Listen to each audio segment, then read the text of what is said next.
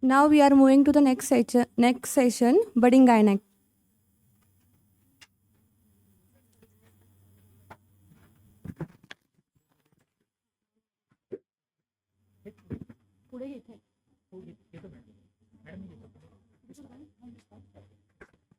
A very good afternoon to all the dignitaries, all respected teachers, senior colleagues, delegates. Now we are going to start the most awaited session, the interesting one and the brainstorming session of medico-legal aspects in OBGY practices. We have with us eminent dignitaries and expertise in their field for guidance and mentoring.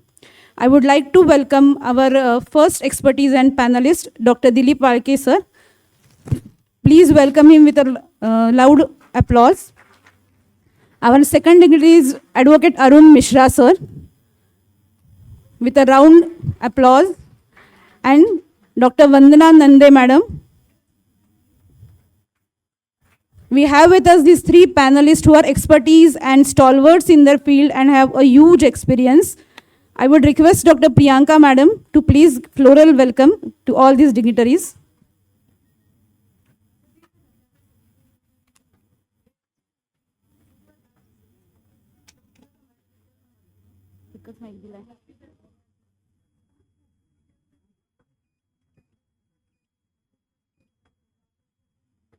Please give them a round of applause, a loud round of applause. Sir has traveled from all over Mumbai for all of us.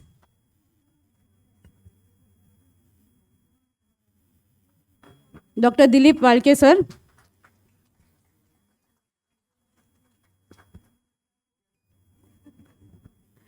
Dr. Vandana Nande, madam.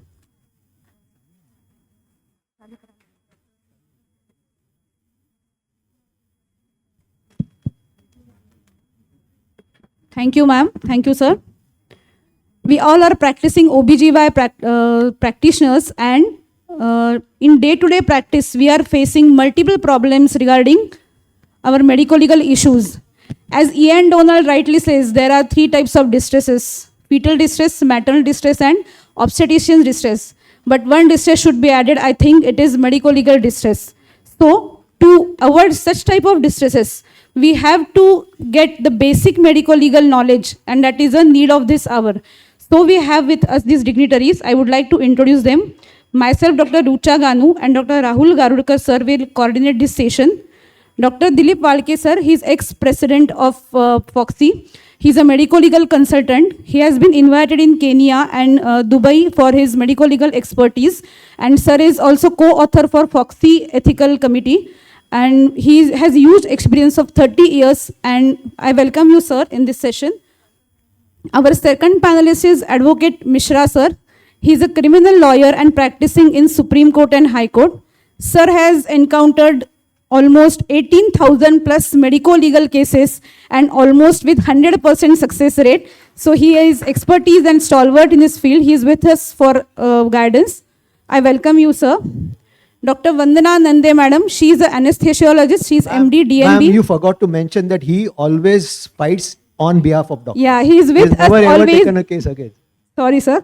He's always with us and for us. I welcome you, sir. Dr. Nande, madam, she's an anesthesiologist and she works in Sane Guruji for last 20 years.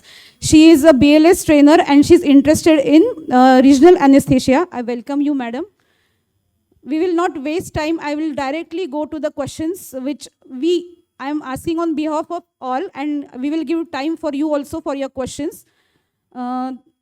Mishra sir, I would like to ask you, if a patient comes with incomplete abortion, previously she has taken MTP pills, and if she comes to us and we are going to do D&E, but anything mishap happens, so do we land up in MTP Act, and are we punishable or liable for punishment? Very good question, and let me guide you with the examples also, which I have argued in various court of law. See, there's two things which we need to understand. One, the pregnancy is there still or not. When you talk about incomplete abortion, it is very important to understand a patient has already taken an MTP tablet. what is the stage you are intervening? Because as per the eyes of the law, definitely it is going to come as a abortion because some doctor has given MTP tablet. I'll give a live example to you. Very recently, I argued a matter of a Ayurvedic doctor who was running a hospital in Mahad, where the same scenario situation encountered by this doctor. Someone has given MTP tablet, patient came with incomplete abortion. We all know Mahad case. If you all have got any colleagues there, you can understand that. This doctor has done DNC. And it was unsuccessful. Bleeding was still there. And ultimately, patient got admitted to Sassoon Hospital. And in Sassoon Hospital, naturally, evacuation was done. And MLC was done by this hospital because it is a medical accident. On the basis of MLC, police has initiated investigation. During investigation, they found that this lady has gone for somewhere sex determination. The whole chain of people have been booked under the IPC sections. This doctor was booked under 304 of IPC. No, sorry, MTP Act, various laws of MTP Act, including 313. 313 means causing miscarriage without woman's consent, where it has been proven that no consent paper was found. 312, 315, MTP Act, section 2345, because the place was not registered, because he was booked under Abortion Act, because initiated with that. I know 1 year it has gone to take a bail of this doctor, because at last when they reached to me, I went to the court. This doctor was behind the bar for almost 1 year. His wife was alleged to have been assisted, not a doctor, was remained for almost 3.5 months. Because the whole issue was considered in the respect to the abortion. Try to understand the difference between both. I could able to argue the matter in court of law saying that MTP and DNC has got two different procedure altogether for knowledge of all people. I argued to the court saying that MTP means medical termination of pregnancy. When I said termination of pregnancy, it is signed that it is live pregnancy. When pregnancy word comes, it means that it is a live pregnancy. And under the law, we do termination. Now, when there is no live pregnancy, there is no question of termination. It need to be pregnancy. Now, in this case, I could able to argue the court saying that I have done DNC because patient already came with a huge bleeding. And there's no sign of pregnancy. But now, since I don't have a sonography report, I could not able to substantiate, but I could able to argue the matter on the basis of that, because it was a bail, not on a case. Merit on a bail and merit on a case is different. Merit on case is going to be decided when the trial comes. But since I wanted to bring this doctor out, only question which remained every time got rejected. Dilip sir, I'll tell you the scenario of the High Court. When the public prosecutor has argued, showing that it is a heinous crime on the basis of lithotomy position, I was there to argue the matter. And she told to the court कि दोनों पैर बांधा था, दोनों हाथ बांधा था. And the judge has read that. And he said, I'm sorry, this is very heinous. I could able to interpret, because I was a doctor, I could able to convince this court, sir, this is lithotomy position, universally adopted across the world. We don't have any option, because even in DNC we need to do that. I could able to submit a medical literature and I got a bail of that doctor. But now try to understand this thing. What question? Ganu has asked very clearly that if it is incomplete abortion. So when the abortion word comes, police is going to intervene or investigate with the angle of abortion. Pure DNC is different issue altogether. So you have to take a call whenever you take a patient, because you need to justify that whatever you have done is not a pregnancy. It's not like if at all sonography report comes with you where you are very convinced. Things become different where you have got a different footing of defense altogether. But only thing is that when it chain comes, then my suggestion, as per the practical aspect in the court of law, the interpretation by the police and interpretation done by the court is different. My suggestion that in such a cases where you come across with chain of abortion words and continued, then you need to take a call. So if you want to add. Yeah, first of all, very nicely guided by him. One thing is now when you look at the MTP Act, they define MTP as termination of pregnancy. Minimum, only this is what is mentioned in the Act. What I say is you should also include the intent of doing that. The intent is number one, to kill the pregnancy. I mean, if ultimately it is going to result in a live pregnancy, then it's a problem. So two things has to be there. Intent, because if the intent was not mentioned, then even our normal delivery is termination of pregnancy. Yes. Even our LSCS is termination of pregnancy, isn't it? So whenever an act is defined and a procedure is defined, it has to be legally defined. So what we are trying to do from the FOXI level is we are telling them you define medical termination of pregnancy in terms of two things. One is intent, because otherwise even an LSCS is going to be considered to be a termination of pregnancy. And number two, say continuation of pregnancy. MTP should be resulting in discontinuation of pregnancy, because otherwise even fetal reduction will be considered as MTP. We are terminating the pregnancy, isn't it? So as legal experts at the level of FOXI, we are trying to convince the government that whenever you are defining an MTP, you should also define it is the intent is to kill the pregnancy for whatever reason and to cause discontinuation of pregnancy, then these problems will not occur. Then it will be very clear that termination of pregnancy is of a live pregnancy where your intention was to completely cause a termination. And as he said, traditionally we are diagnosing that patient as incomplete abortion. But I don't think just because law says this way, you have to change your definition. We can continue to call it incomplete abortion, but we have to convince our police officers that incomplete abortion and MTP is a different ball game altogether. The carry-home message for all of you here, you can very safely do your DNCs, you can very safely do your suction evacuation, you very safely do your dilatation and evacuation for missed abortion, even if you are not allowed to do a termination of pregnancy. So you cannot do MTP, but definitely you can do your DNCs, you can do your suction evacuation, you can do your dilatation and evacuation for missed abortion also. The carry-home message is this for all of them. Thank you, sir. I would like to ask the next question regarding the POXO Act, because in day-to-day practice, we are facing these patients who are minor. Still, they are married and they come with their in-laws and husband. Yes, Mishra, sir. And how to deal with this kind of patient? What is the ideal protocol if a minor comes with pregnancy? See, POXO has defined in two places in two different ways where we are directly involved in this particular procedure. Because the definition of sexual offense very clearly mentioned is touching the private part or involving with some sexual offense in minor. Why defining minor? The law has defined 18 years of age. Now try to understand the two important sections which has been added in POXO. One, it says that whoever come across or suspect, word you use, come across or suspect sexual offense against child, they are mandated to inform a police authority or administrative authority. If not, then 1 year punishment.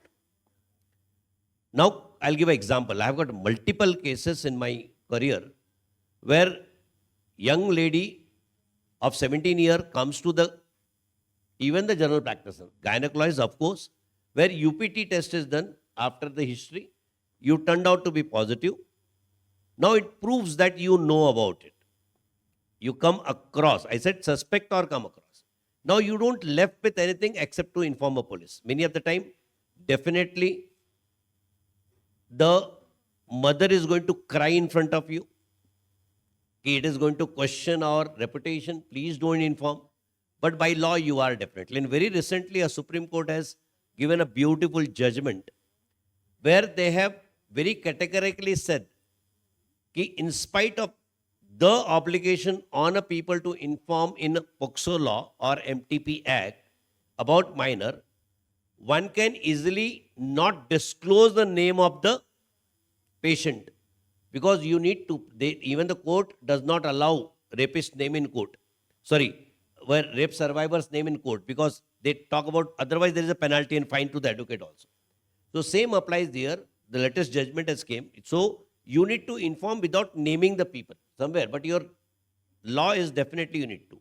Second thing, the same law says that doctors are protected because, like I'll give example, many of the female child comes to where you need to examine private part, or many of the male child come where circumcision needed to be, or private part needed to be touched by examination. Very categorically and clearly POCSO law says that professionals are excluded. Doctors are excluded if the same has done for the purpose of diagnosis and treatment of a child with consent of a guardian. The word used, with the consent of a guardian. Normally, patient comes, it is oral consent.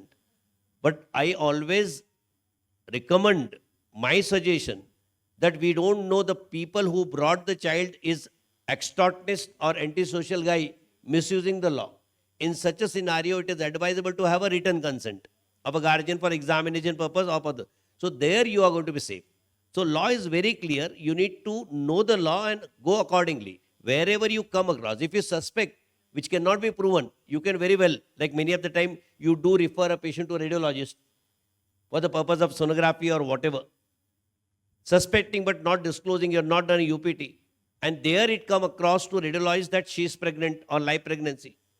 Now the question for him also goes the same. The suspect and come across is going to be the term which you need to understand when you need to inform a police or not to inform a police. Here, I would like to add one thing. See, we always have this fear in our mind, na? Secrecy ka kya? Confidentiality ka kya? But whenever you are informing the police, the onus of keeping the secrecy and confidentiality is with the police. The police is a law enforcing authority. जो हम लोग police को जो बोलते हैं या फिर हम लोग मीडिया में जाके नाम बोलते हैं उसमें फर्क है. When you are informing the police, it is you are not divulging the secrecy or confidentiality because you are telling that name to a police officer. The police officer is the person who is supposed to take care of the secrecy and confidentiality. And that's the reason why the carry-home message when it comes to POCSO is anybody coming to you less than 18 years of age where you suspect that there is a pregnancy, like supposing a patient comes to you less than 18 years of age, pregnant, you have to inform. Supposing a patient comes to you 18 years and 2 months, but she's pregnant 5 months, then what? You have to still inform because when she became pregnant, she was less than 18 years of age. Mike, sometimes the problem in our OPD comes is when a child of say 12 years comes to you and she comes to you with urinary complaints and you feel कि मुझे लगता है कि उसको abuse हुआ है, लेकिन mother बोलती है नहीं, abuse तो कुछ हुआ नहीं. At that moment of time, what is it that we are supposed to do? And there has to be some law to protect our doctors also because we are under pressure because there are some people from all remote places have come for this conference. There may be places where marriages occur at the age of 16 and they are bound to become pregnant before the 18. Do you mean to say every married woman we are supposed to be informing the police? So advocacy needs to be done to protect the doctors who may not inform because of many social reasons and they should not be booked under the act for 1 year of imprisonment. But a lot of advocacy is needed and at the level of POCSI, we are trying to do advocacy on this point also. Another thing that I want to tell you, if the girl is more than 12 years of age, then she has got a right to refuse to being examined by you for a non-invasive examination. So while you're talking about less than 18, you have to know about more than 12 also. More than 12, she can refuse to get examined from you. Because see, what rightly said by Dilip, I just narrated 2 live cases. I've got lots of cases, but I'll narrate 2 live cases. In case of Bangalore, like what my colleague was saying, Dr. Dilip was saying about the advocacy part, another part, and many of the time married child. It was a case of Bangalore where child got married. They were a married couple of 17 years where delivery was done at doctor's place. And when doctors intimated to the police, naturally he was in my connection. Police authority compelled this doctor to withdraw the complaint. When this doctor said, should I do? I said, you are already intimated, don't do that because you have followed the law. The officer said, if you don't withdraw, I have to arrest the parent of the child for child marriage. And ultimately, both the parent of the child got arrested for child marriage because it was a married. So such a scenario we are going to have. Secondly, we need to little bit care. We need to be careful in our practice. मैं एक बहुत अच्छा example बताता हूँ आपको. Sir ने बताया उसके ही चीज़ों को मैं आपको ऐड करके बताता हूँ. बहुत ही ब्यूटीफुल एग्जाम्पल. हमारे डॉक्टर के पास बर्निंग मिक्सचरेशन करके ऐसी एक फीमेल आई थी जो सर ने बोला कि मदर ने बोला कोई सेक्सुअल कांटेक्ट नहीं है. डॉक्टर के मन में कहीं तो भी सस्पेक्ट रहा होगा सब हिस्ट्री देखने के बाद. फाइनली मदर की बातों को मान के डॉक्टर ने इंटीमेट तो नहीं किया, लेकिन उसने ब्लड टेस्टिंग के लिए HIV टेस्ट लिख के भेज दिया. और उसके टाइम पे जब वो 3 महीने के बाद पता चला रिक्शा ड्राइवर ने कुछ किया था and then case has got registered, ये डॉक्टर को बुलाया गया था कि आपने HIV लिख के दिया था, मतलब आपके दिमाग में ये तो पक्का था कि देयर इज सेक्सुअल ऑफेंस और something gone wrong because of मिक्सचरेशन. मतलब आपके मन में कहीं तो चल रहा था, जब भी तो आपने लिखा है ना ये आपका रिपोर्ट है, तो आपने इंटीमेट क्यों नहीं किया. तो we need to be careful what we are doing. It's not necessary कि लेकिन आपने उसी चीज के लिए लिखा ना, बाकी तो कोई सिम्टम नहीं था जिसके लिए आप सोचोगे लिखने के लिए पेरेंट का आपको. तो we need to be little we need to be cautious in such a scenario. Thank you, sir. So there is very much importance of documentation. So I would like to ask Dr. Nande madam to brief us about the documentation and its medico-legal aspect when a patient gets admitted to the hospital till discharge of the patient. Dr. Nande ma'am.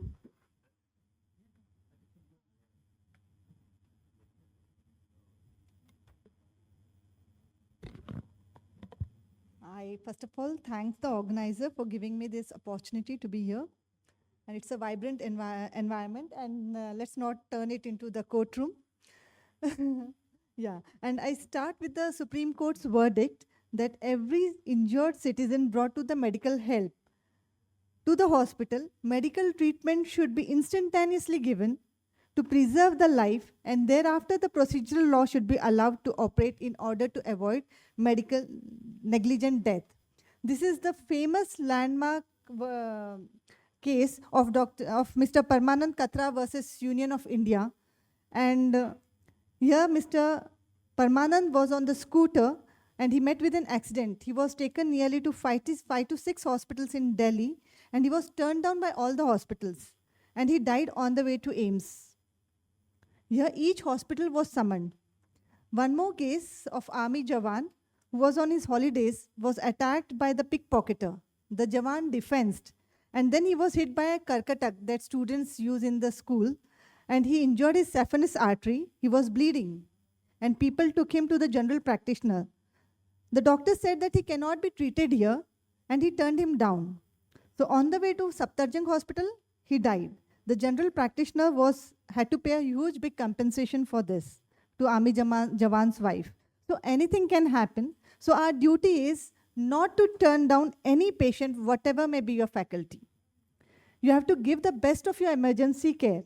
Help the transfer of the patient first. You have to at least display, if you can't help in transfer, you at least display the phone numbers of the ambulance at your reception. You can also have a certified advanced life support. And there's a dialogue with the Vidya Balan ki movies चलने के लिए और movie hit होने के लिए सिर्फ 3 चीज़ों की ज़रूरत है, entertainment entertainment entertainment. Similarly for medico legal protection it is documentation documentation and documentation. So any patient coming to you for emergency, please document at least the basic data, name, age, sex, and the primary treatment given. Your primary treatment may be as simple as an IV line, injection Dynapar, splint support, or a pressure dressing, anything. But this will surely save you in the court of law. In case, if at all the death happens during this emergency care, don't worry or panic. Just inform police. And don't issue death certificate. Police will take care with the postmortem and all. One more point I would like to say here is right to choose the patient or right to deny the patient. Now, it's very common scenario nowadays with so much of violence hereby that we deny the patient. Yes, you have a right to deny the patient. There are new regulations coming up with NMCs where you can deny the elective care. See the elective care. And we have to be cautious with this. There's again a famous case with Dr. Vasant Jaikar, sir. Here, from this case, the violence trend started with on the doctors. After 8 years of incident, the doctor, sir, was harassed, actually. So you deny at the outset. You avoid denying in between and timely refer to the super specialty. I had an opportunity to listen to the stalwarts like Shinoy sir, Ujjwal Nikam sir. They say that tell them softly. मी तुझा पेशंटच बघणार नाही, काय करायचे ते कर. No. There's a big no to this. These words will surely let you in trouble. You tell them that this patient is out of the scope of my service. My colleague is a better person to treat you. And I shall talk to the person to whom you are referring or whom you will go to and give him a referral sheet. Do it smartly. Here again, I would like to give a reference with the Bombay Hospital case. An argument happened between patient and the doctor. He was refused a treatment and the doctor was summoned. And see, we are the intelligent group of people. We should be smart enough to smell the notorious and the troublesome category of our patients. And you should always have a good rapport with the class 4 staff, mama, maushi of the hospital, who will tell us what is happening in the hospital in your absence. And then you should be extra precautious, actually. And in our hospital, I have made certain protocols to handle this type of category. Only the consultants speak to these such people whom I feel that they're notorious. Only the senior staff will go and give the medication and antibiotics. There'll be minimum talk with such people. No gossips, no arguments with the relatives. And paper notes will be put up by the doctor and the senior staff.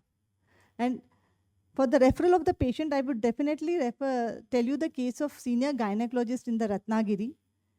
The gynecologist couple did LSCS of the known patient, and they discharged her on 3rd day. The doctor couple left the Ratnagiri and they went to the holiday trip. Day 3 or 4, the patient got complicated and he came back to the hospital. Now you see, it is the consideration of the doctor that the patient is known to me and it's my responsibility to handle the patient. They told to admit the patient and they gave the telephonic orders to the staff.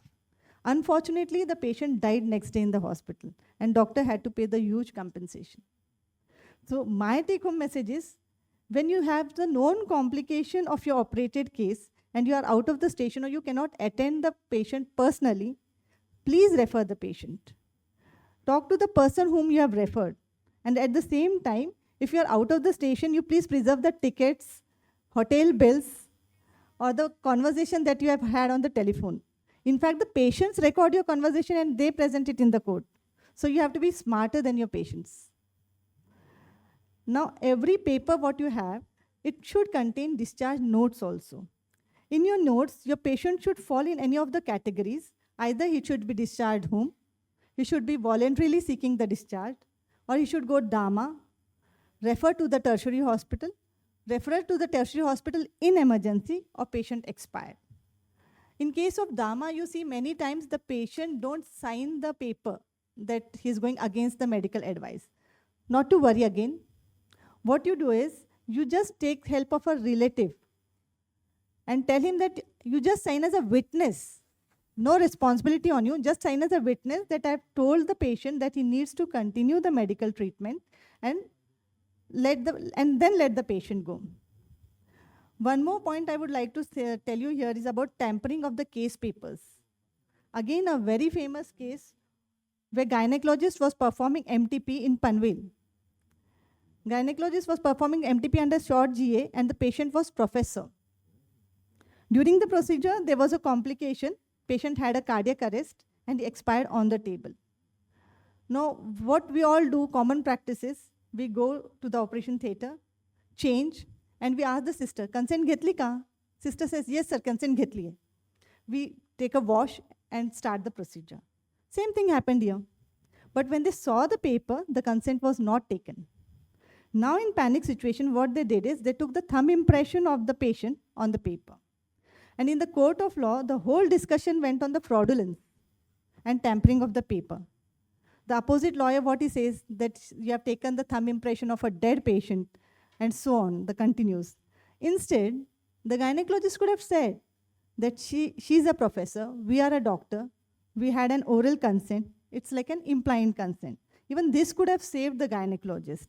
But taking thumb impression of a patient who is a professor went against them. Yeah, 10 lakh compensation. And one more point, small point, is handing over of the patient, handing over of the papers. Now, whenever the complication occurs, patient doesn't understand where to go, either to consumer forum or to the police. Usually they go to the police station, file the case, and doctor comes to you for asking the papers. In such cases, don't get panic. You tell the police that you need to complete the paper. Take time. Revise the case with the help of your friend. Calmly complete your paper. And if you remember something late, write it on the following sheets. Don't scramble the paper, don't tamper the paper. Now, nowadays, the patient takes the pics of the papers also. And then they present it in the court. Again, your paper and the pictures, they mismatch. So again, the case goes in the different direction. In case the patient comes and asks you the paper, you can tell them also that I need to write, my staff needs to complete the paper, and I shall give you. It is the right of the patient to have papers. But be soft in your voice and accent, and inform the staff that you don't have to give papers without asking me. Now, one more thing is withholding of the dead body for pending bills. There is a big no. Again, a famous case from Hiranandani Hospital, where initially Tamil Nadu State Commission had agreed that the bill should be recovered. But later on, the case went to the Mumbai High Court. And it said that on legal grounds, moral grounds, and ethical grounds, we cannot hold the dead body for any bills. And maximum cases, they occur for this on the financial grounds. So what should be done? I would say, again, in my hospital, there's a policy. You can also have a policy, either daily billing, alternate day billing. You can take 50% as an advance. Now you see, even the banks and cooperative societies, they too have a policy for recovery. So even you can have your own. If the bill is piled up and you want to shift the patient, here again, you have to be very soft and very smart. Never tell the patient that pending bill is the reason for your reference. And don't overfollow the patient for the pending bills. One more point I would like to tell here is about the aggressive super specialty referral. Again, a famous case with V. Krishna Kumar. Here, a preterm baby, he developed an blindness due to ROP. And on discharge card, the pediatrician forgot to write the referral to ophthalmologist. And he had to pay the compensation of nearly 1.8 CR. Yeah, this is the case of V. Krishna Kumar. So please go aggressively referring with super specialty. And we have now a very good network at all levels of super specialty. Then in every hospital, there has to be at least minimum life-saving measures. In case of sudden death, the only thing that is going to save you is whether you have resuscitated the patient. Every hospital or even an OPD should have an oxygen cylinder, laryngoscope, tube, ambu bag, and emergency drug tray, at least with adrenaline, Avil, and hydrocort, these 3 drugs. Make it a point on every birthday, make it a habit to change the drugs from the tray to avoid the expiry. I check my emergency drug tray on every birthday. I go in the theater on the birthday. First thing I do is I check my emergency tray. Even I have faced sudden deaths on table. Being an anesthesiologist, so many times I could not revive my patient. And this happens most of the times in obstetrics. Orthopedics, surgery, somehow they don't happen, but gynec table, there are sudden deaths. So let's not panic. Inform the police. Thing is, document the events. Do proper documentation of resuscitation. Record chronology of events. Insist on PM. Don't give your DC. And if possible, declare the death after arrival of police.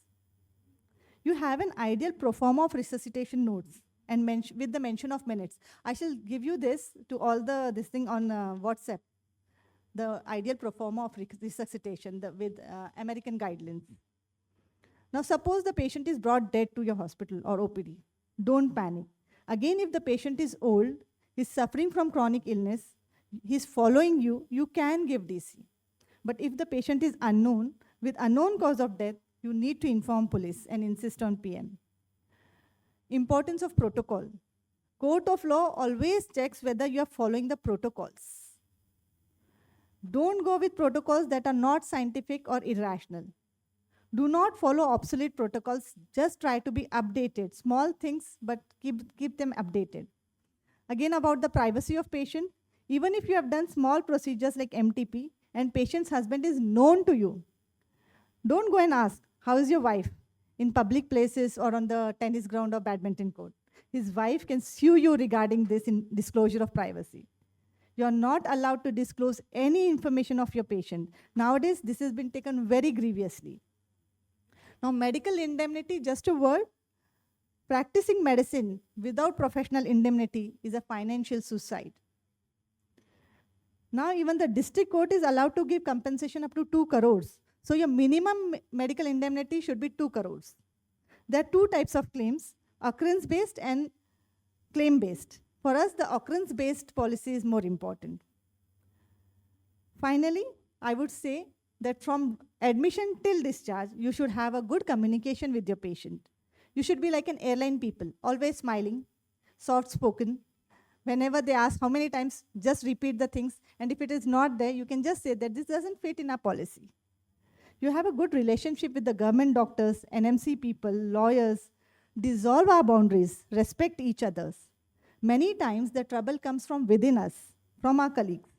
So today, we shall promise ourselves and take an oath that I shall never get into the practices that will invite trouble to my colleague, because no one is immune till everyone is immune, the COVID law. Thank you. I think the whole medico-legal panel discussion is over because she's covered everything. But then a very interesting point she told us, so I thought since the Supreme Court lawyer is here, you said that every case of table death has to be informed to the police. Now, is there any statutory law in our country which says that every case of death on table has to be informed to the police? No. Supposing if I am operating on a cardiac case, say grade 4, ASA grade 4, and the patient dies on table, you mean to say every cardiac case who dies on table is to be informed to the police? Absolutely no. If supposing I am operating on a placenta previa, and I know that the patient died because of PPH, because of, and then the patient, there was multiple organ failure because of severe hypotension, can I not give the cause of death? I can. There is no statutory law in our country which prevents us from giving the death certificate if we know it. And there is no statutory law in our country which says that every case of death on table has to be informed to the police. You have to understand your right. After having said that, because our gynec patients are generally young patients and they are not expected to die on table, that's why it is prudent. It is just prudent. It is not compulsory that you inform the police, so that the police would come and the police would come and say and decide whether there is any suspicion in the minds of the relatives. And if the police feels that an MLC-PM has to be done, then the onus of sending the body for MLC-PM is with the police, is not with us. अपन बसून, let's not sit there and say, नहीं आपको body को तो PM के लिए लेके जाना पड़ेगा. No, it is not your job. If you know the cause of death, tell the police, I can give the cause of death if you want to. But if you feel that this body has to be taken away for medico-legal PM, the onus is on the police officer. And all these days, as medico-legal experts, we used to say, ये patient के relative से हम लोग लिख के लेते हैं ना कि हमें डॉक्टर से कुछ भी शिकायत नहीं है और हॉस्पिटल से कुछ भी शिकायत नहीं है, ये लिख के लेना valid नहीं है. But now we know that it is valid. Supposing if you take it in writing, it is for the benefit of the police, not you. अगर आपने ये लिख के लिया, then police in the court of law will say, because relative ने ये लिख के दिया था, that's why I thought that they have no suspicion on the doctor, and that's why the body was taken away after having got the death certificate. So please understand your rights, because at many times what happens is death on table होता है और हम लोग insist करते हैं PM करना ही पड़ेगा, हम लोग इंसिस्ट करते हैं पुलिस को बुलाना ही पड़ेगा, और फिर क्या होती है, बाहर मॉब आता है, 200 का मॉब आता है, and suddenly you are also in trouble, your staff is in trouble, and many times our hospital और अपना घर बाजू में रहता है ना, तो अपना even our family members are in trouble. So please know your rights, and if you know the right, और अगर सिचुएशन टू सिचुएशन अगर आपको लगता है कि आपको कॉज ऑफ डेथ देख के आप इस सिचुएशन को manage कर सकते, because you know it is very easy to defend your cause of death in the court of law. It is very easy to defend that. And secondly, another thing is whenever you're sending the body for medico-legal PM, to the PM surgeon you write a note that I think the patient may have died because of this reason, because फिर उसके ऊपर pressure आता है to refute your cause of death. Otherwise क्या करता है, आपने कुछ लिख के नहीं दिया तो वो कुछ भी लिख देगा, 2 लीटर ब्लड था पेट के अंदर, or whatever he can write. But if you have written that I suspect that the patient died because of amniotic fluid embolism, then it will be upon him to refute your cause of death. So always, as far as possible, it is better that this body is taken away through the police for medico-legal PM, because medico-legal PM करने, अगर आपके दिल में है ना कि कुछ अब मैंने गोची नहीं किया है तो जाने दो medico-legal. और अगर आपके दिल में ऑफ द रिकॉर्ड, ये रिकॉर्ड नहीं हो रहा है ना, अगर आपको लगता है आपसे कुछ गलती हो गई ना तो कॉज ऑफ डेथ दे दो और मामला निपटा दो. Hello. Hello, sir. Yeah, There is a yeah, I question. would like to add one thing, that I also work with other, means it's just not obstetrics. I also work with orthopedic. I have an orthopedic hospital. So fracture neck femur patients are usually above 70, 75. उनको anesthesia देने को मेरे को डर नहीं लगता है, because if they die, the death is accepted by the relatives. But obstetric is one field where the age group is such that it is just between 20 to 30. And the whole family is dependent on that. The whole children are dependent. So that is one reason I would say obstetric death, inform police. Hello. I never inform my patients for the who are dead. I faced 4-5 deaths in our hospital with fracture neck femur, trauma, but we haven't informed them. The relatives have taken it very easily, calmly, and yeah, right, yeah. Right. I'll touch upon to Dr. Dilip's words, and this is important because even if it all 2 minutes go, let it go, because the worst part which my professional faces is table death. That is the worst part. They can manage anything and everything in this country, in the world of practice, but table death, I have handled huge number of cases. I know the status of my every specialty doctor who comes to my place and discuss the issue, how they are in tears, how they are, and that's the reason why Rajasthan case where our gynecologist has lost the life. What Dilip sir has said is absolutely right. There's no statutory guidelines. Let me tell you, let me go one step ahead. I have handled multiple deaths where I have openly told, okay, if you know the cause of death, go ahead with that. Reason, I'll tell you why. The moment postmortem is done, ask yourself why PM is done. PM is done is to ascertain the cause of death. Is any other reason of doing PM? Ask yourself. No. So where what he said, you feel that I don't know the cause of death, or it is a medical matter, you definitely call upon the police, hand over the body. Your role is over. Now it is duty of police to do postmortem to ascertain the cause of death. Now when you know the cause of death, why you need to ascertain the cause of death? When you know the cause of death, you go ahead with that. Now try to understand two important aspects in table death cases in respect to the death certificate and respect to the PM. One, the moment you send for the postmortem, ADR file is going to get filed. Here, relative has requested you for death certificate, you have refused. Now, relative is not going to speak in your favor. It is automatically going to be a part of complaint. Once ADR file is made, it is a mandatory obligation of police officer to close that file in 2 years of time. And for the purpose of same, they need to send to committee for opinion. That is the only way they can close. Or what is said, if written some statement taken by the police, by the relative, become a ground for filing a summary that complainant is not interested in going further. So this could be a possibility. But the moment PM is done, you are entangled in a legal hassle, because till the time file gets, you are going to be there. Second aspect, try to understand. You know the cause of death. What Dilip sir has rightly said, you know the cause of death, and police has approached you.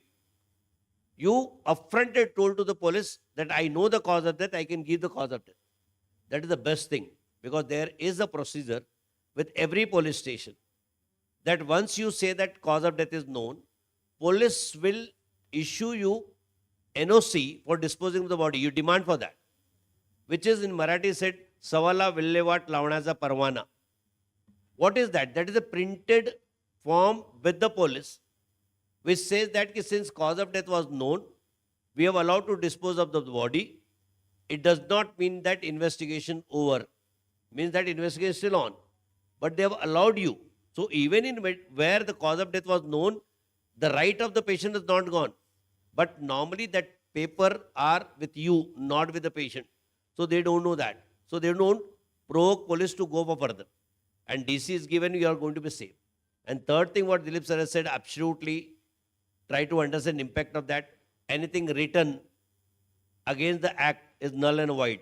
हमारे यहाँ बहुत ज़्यादा pattern है कि लिख के 5 लोग के दे देते हैं कि हमको पोस्टमार्टम नहीं करना है और हम लोग डीसी दे देते हैं. ये पैटर्न बंद कर दो.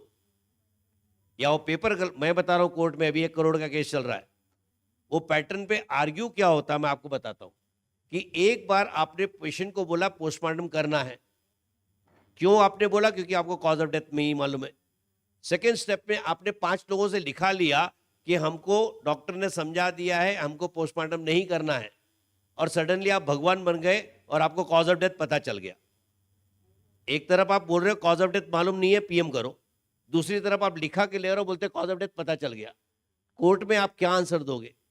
So don't do that. I am arguing a matter in a similar matter there, where MI death certificate was given by taking in written that PM नहीं करना है करके, where in 8 hours no investigation by my doctor. मेरे को मालूम है कितना difficult है argue करना, but this is the practical aspect happening in the court of law.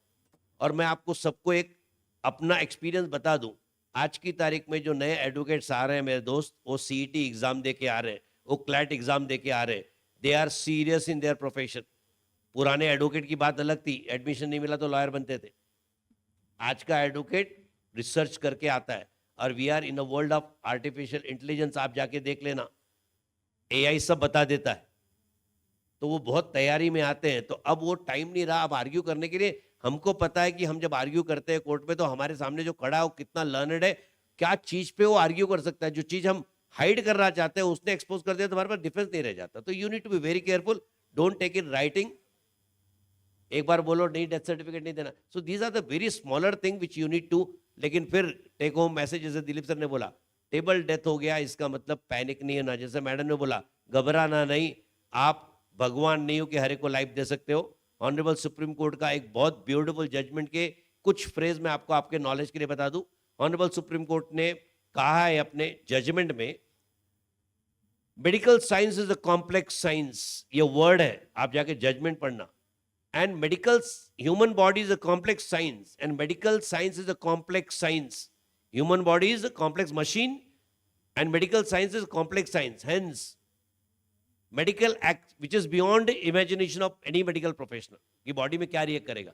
Hence medical accident even in the form of death, doctor must not held criminally liable in every case.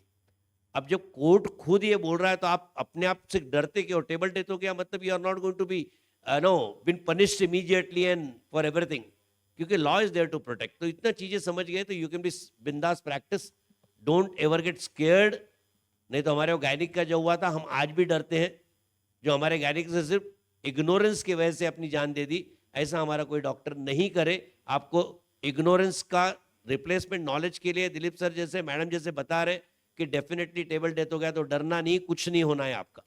Late law take its own process. Yes ma'am, sorry. Sir, there is a case impending eclampsia is referred to the, if it came to the hospital, unregistered patient. Unregistered patient eclampsia का hospital में आता है तो shall we refuse it? This is first question. Second question, अगर उसको shift करने में death हो गई तो what is the legal conditions? सबसे पहले ना, हम लोग को आदत है अपने नर्सिंग होम के बाहर लिखने की 24 तास तातड़िक सेवा. नहीं, मराठी में हम लोग लिखते हैं, पता नहीं हिंदी में क्या लिखते हैं, 24 घंटा emergency service available. First of all ये बोर्ड अपने हॉस्पिटल के बाहर से निकाल दो. Once you remove that, then an unregistered patient you can safely refuse, because you can always say that I see only registered patient. But if you have that board, then as the lawyer was saying, you have to be very careful in whatever you're writing. If you're going to write 24 hours emergency service available, then you'll have to take every case. The case that madam was telling about Paramananda Katara was a case of an accident.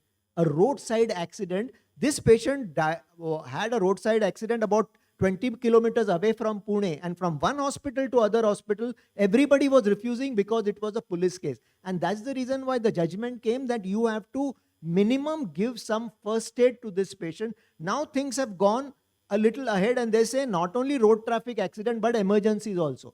So if an eclampsia comes to you, and if you are an obstetrician, you have to at least, the Supreme Court judgment says that you have to give first aid.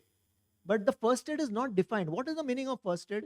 Boveron dena first aid hai kya? Ya Maxell dena first aid hai kya? We don't know. But at least in law, you show as if you did something. So if an eclamptic unregistered case came to you and you do not want to treat that patient, at least show some empathy. आपके patient को तकलीफ है, मैं आपको shift करती हूँ, मैं खुद फोन करती हूँ, मैं खुद एम्बुलेंस अरेंज करती हूँ, आपके लोकल कॉर्पोरेटर को फोन करो. Why not? This is the time that you must make use of the corporator. आपने इतना उनको दिवाली में ये दिया ना, गिफ्ट दिया, आपने वो ये होता है गणपति फेस्टिवल में आपने डोनेशन दिया या पार्टी फंड के लिए पैसे दिया. Now you make use of him. No, call him, say there is an emergency, now you help me. So you, at least in the court of law, you will not be seen as a person who just refused. So do that. But you do definitely have a legal right to refuse, and you can send this patient to any other hospital. But at the same time, because it is an emergency, while you're sending, ideally, you should send it in a cardiac ambulance. So have connects in your area with cardiac ambulance, and see to it that in the ambulance, there is somebody who's trained in resuscitation. Like Madam trains you in basic life support. I think when you are sending an eclamptic in an ambulance, then you should be sending with the ambulance somebody who's trained in advanced life support. And when it comes to advanced life support, it is all about intubation. How many of you can intubate a patient? Let me ask. और दिल पे हाथ रख के बोलो intubation. कितने लोग हैं? Madam, hardly 1% भी नहीं है. So we are not trained in intubation, and we say about transferring a very serious patient in an ambulance. Then in the court of law, you will be in trouble if there is a cardiac arrest. You will be in trouble if there is a respiratory distress. So since Madam is here, when I was the president of Pune OBGY Society, what I did was, before anybody entered inside the auditorium for any of the lecture, I used to make them put not a tube, but an LMA. LMA is such an easy thing that catheter डालना कितना आसान है? आसान है कि नहीं? Everybody knows. तो LMA डालना उतना ही आसान है. So at least you can have an ambulance where there is an LMA if you do not have an endotracheal tube, and all the drugs for resuscitation, and a Maxell. The Maxell is the first line of treatment for eclampsia. So if you have an eclamptic coming to you, the minimum you can do is give 4 grams of Maxell, and in a cardiac ambulance you can shift the patient. So next question to you also, the importance of consents in ARM, induction of labor, in instrument deliveries, in stillbirth, IUDs, different consents. अभी आपने एक patient को deliver किया, right? और patient को PPH हो गया, PPH से पेशेंट मर गई. आपने एक पेशेंट को डिलीवर किया और पेशेंट को एमनियोटिक फ्लूइड एम्बोलिज्म हो गया, पेशेंट मर गई. तो रिलेटिव क्या बोले? डॉक्टर आपने तो मुझे कुछ बताया ही नहीं था. एवरी टाइम मैं आती थी एंटीनेटल विजिट के टाइम पे तो आप बोलते थे सब कुछ ठीक है. So how will you defend yourself in the court of law? So what at FOXI level we are recommending, and madam, you said that I am a co-author of ethics. No, I am not a co-author of ethics, but I am a co-author of uniform FOXI consent for more than 30 surgeries in OBGYN. And now at FOXI we say that you take consent for vaginal delivery also. There is no such thing as normal delivery. Delivery कभी normal नहीं होती. Delivery या इधर vaginal होती है यार या abdominal होती है. So start taking consent for vaginal delivery. And we say that you take consent twice. Once in the antenatal period. So antenatal period में आपने उसको सब कुछ बताया. You go on www.foxy.org and you read that consent. And if you feel that मैंने वो उस consent में कुछ something is missed out, you please tell me. We will add it. So then the patient will never be able to tell in the court of law that I was not told about ARM. I was not told about episiotomy. I was not told about PPH. I was not told about amniotic fluid embolism. Number one. And number two, when she comes in labor, also take another consent. Because मैंने antenatal period में consent लो, ये मैंने क्यों बोला? क्योंकि अगर ये अपने डॉक्टर के लॉयर है, बट ये अगर पेशेंट के लॉयर हो गए और मैंने at the time when the patient is in हाउलिंग in pen और उस वक्त मैंने सीजर का कंसेंट लिया, तो ये क्या बोलेंगे कोर्ट ऑफ लॉ में? पेशेंट को इतना दर्द हो रहा था, उसको तो कुछ समझा ही नहीं और उन्होंने किसी कागज के ऊपर साइन ले लिया, बोलेंगे ना? So that is the reason why typically in obstetrics, because our patients are in pain, our consent can be argued by a smart lawyer to say that they are invalid. That's the reason we say take consent during antenatal period, then take another consent if you are doing say an instrumental delivery or you are doing a cesarean, another consent which will be a special consent for cesarean, for forceps delivery, and then deliver. Then you will be safe in the court of law. So, Mr. Sir, One more thing I would Just like to add to that. that anesthesia consent is different and surgical consent is this many times whenever I go to a small setup, I see that in one consent they take the surgical consent and the anesthesia consent. Please remember, for every procedure each consent, one consent one procedure, that way if you remember, so every procedure single consent. Mr. Sir, a question for you. Taking advantage of this fact that there are all the doctors they are having small nursing home, because 20 साल पहले जब भी हम लोग as medico legal experts we used to give lectures, no, that time we used to say every nursing home should have minimum boils, क्योंकि उस जमाने में क्या था, boils भी नहीं होते थे.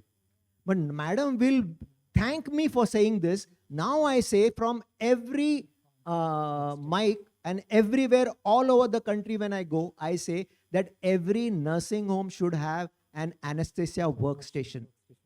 Because the moment you have an anesthesia workstation, basically it is a ventilator, right? So you will be able to defend in the court of law saying, "Mera patient bad tha, but till the time that the ambulance came, the patient was being ventilated." Though your anesthetist will do, लेकिन anesthetist क्या करेगा? 2 घंटा 3 घंटा वो ये करते रहेगा तो चलने वाला नहीं. So now, if आज आपको अपने nursing home के लिए कुछ अच्छा काम करना है, तो one thing is go back and buy an anesthesia workstation. Don't say मैं तो क्या सिर्फ MTP करती हूँ या मैं तो क्या सिर्फ DNC करती हूँ, मेरे पास तो minor cases होते हैं. No case is minor. She will be with me when I say that even the minor most case can land you in trouble when it comes to that problem. So I think one carry home में से इतना भी लेके गए ना घर पे तो भी चलेगा anesthesia workstation. And if more and more people are going to buy anesthesia workstation, जो आज 6 लाख को मिलता है ना, वो easily 2-2.5 लाख में मिल जाएगा. So I will tell both the point. I will just narrate in 2 minutes. पहले जो एक्लेम्शिया का पूछा था, मैं आपको बता दूं हॉनरेबल सुप्रीम कोर्ट के जजमेंट्स बहुत क्लियर है, कोर्ट का लुक भी बहुत क्लियर है. अगर आपने इमरजेंसी में उसको सर ने फर्स्ट एड का डेफिनेशन तो नहीं दिया है, लेकिन अगर आपने शो ऑफ किया कि यू हैव डन, कोर्ट का एक बहुत ब्यूटीफुल वर्ड है ड्यू केयर, हमेशा याद रखना. कोर्ट बहुत क्लियर कहता है कि you being a doctor, we are not at all saying that you will be a god to give a life to everyone. Complication can happen. But being a doctor, we expect from you, being a professional knowledge people, have you attempted to overcome that complication or not? तो due care का जो definition बार बार Dilip sir ने आपको बोला कि ambulance भी ऐसा रखो जहां रिसिटेट करने वाला बंदा हो.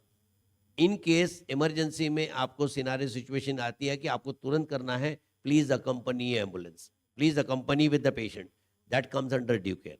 कंसेंट के बारे में मैं खाली लॉ बता देता हूँ, सर ने बहुत अच्छा एक्सप्लेन कर दिया, but I will give you the law.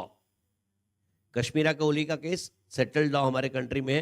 पहले हम लोग जनरलाइज कंसेंट की बात करते थे, लेकिन अब जनरलाइज कंसेंट का वक्त जा चुका है, मल्टीपल जजमेंट्स आ चुके हैं और कंसेंट के ऊपर कई जजमेंट हमारे कोर्ट में आ चुके हैं जो हमको इम्पेक्ट कर रहे हैं.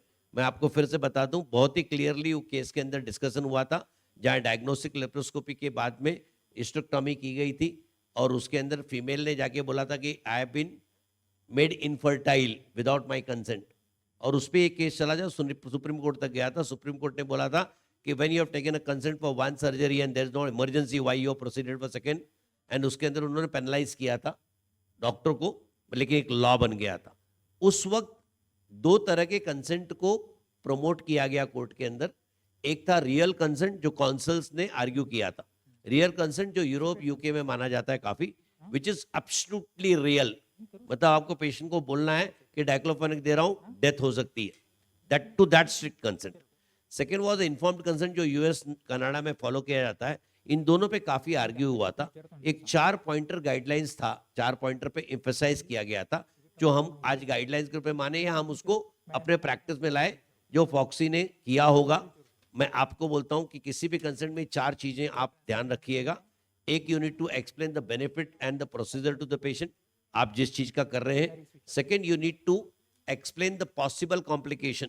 मैं नहीं बोलता हूँ रेयरेस्ट टू रेयर कॉम्प्लिकेशन, जैसे सर ने मल्टीपल कॉम्प्लिकेशन की बात बताई आपको, सो दैट पेशेंट कल को बोला कि मेरे को नहीं बताया गया था, तो possible complication. Third, if any alternatives are there, मान लो आप सीजरियन की बात कर रहे हो और आप बोल रहे हो कि भाई वैक्यूम भी एक अल्टरनेट है या फोर्सेप भी एक अल्टरनेट है, तो आपको बताना है पेशेंट को, उसके कॉम्प्लिकेशन बताना है. पेशेंट नेचुरली, अगर आपका first naturally you need to insist on that which is practically, ये इसलिए कि ये आपके लिए ऑप्शन है, ऐसा नहीं है. जिनमें आप ऑप्शन दिखा सकते हो, मैं एक एग्जांपल दे रहा हूँ, उसका मतलब नहीं इट इज स्ट्रिक्ट, मतलब wherever you got option. अगर वो रिफ्यूज करता है तो रिफ्यूजल कंसल्ट. मेरे पास कई केसेस आए हुए हैं जहां ये प्रॉब्लम्स कोर्ट के अंदर आर्ग्यू करने में आ रहा है. रिफ्यूजल कंसल्ट नहीं लेने पे हमारे लिए प्रॉब्लम डेफिनेटली आता है. तो मेरा एक रिक्वेस्ट है कि सर ने जितना अलाबोरेट किया कंसल्ट को, उस चीज को सिर्फ फॉलो करो. लॉ का बहुत क्लियर गाइडलाइंस है, इन चीजों को फॉलो करो. कंसल्ट में 3 सिग्नेचर मैंडेटरी, क्योंकि कई जजमेंट आ चुके हैं, लोग डॉक्टर साइन नहीं करते, लेकिन consent is the contract between 2 parties, patient और आप. आपने एक्सप्लेन किया, कल कोर्ट में ये बोलना डिफिकल्ट होता है कि मैंने एक्सप्लेन किया, तो डॉक्टर की सिग्नेचर, विटनेस की सिग्नेचर और पेशेंट की सिग्नेचर मैंडेटरी है. Please always remember that. उतना अगर आप करोगे, और विटनेस प्रेफरेबली अपना, क्योंकि रिलेटिव कभी आपके फेवर में नहीं बोलेगा, हमेशा याद रखना. So you will be very good. Sorry, मैं आपका टाइम ले Yes, sir. लिया. One question आप go for ahead you with that. also. The question about blood transfusion and legal responsibilities of the hospital. Blood transfusion complications पे same thing. वो तो देखो, same किस्सा हुआ था अपोलो हॉस्पिटल में, जहां ब्लड ट्रांसफ्यूजन पे कंसेंट नहीं लिया था और 5 लाख का पेनल्टी दिया था. मतलब कोर्ट का ऐसा बोलना है कि you have to take a consent for the purpose of same, और वो आपको इंटरनेट पे मिल जाएगा कि इनके अंदर बहुत चीजें, तो आपको उस लेवल में भी आपको कंसेंट लेके उन चीजों की पॉसिबिलिटीज आपको बतानी है, क्योंकि जो चीजें जजमेंट आ चुकी हैं वो लैंड, हमारे लॉ ऑफ लैंड बन चुकी है. और हमारे लॉ में एक है प्रेसिडेंट वर्ड कि whatever decided by upper court need to be followed by lower court mandatorily. और आज की तारीख में प्रॉब्लम सिर्फ वही होता है जब ऐसे जजमेंट सामने वाला साइड करता है. मैं तो डॉक्टरों के लिए फाइट करता हूं, मैं तो हमेशा प्रे करता हूं वो जजमेंट टेबल पे नहीं आए, क्योंकि जज बंद जाता है.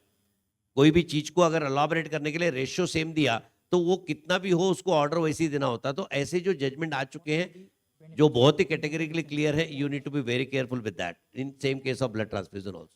Yeah, I would just like to add one thing. Now the medical practice is also the judgments are changing the medical practices. Whatever Supreme Court is giving the judgment, we have to follow them and then practice according to that. See, about blood transfusion, हम लोग कहाँ अटक सकते हैं मैं बोलता हूँ.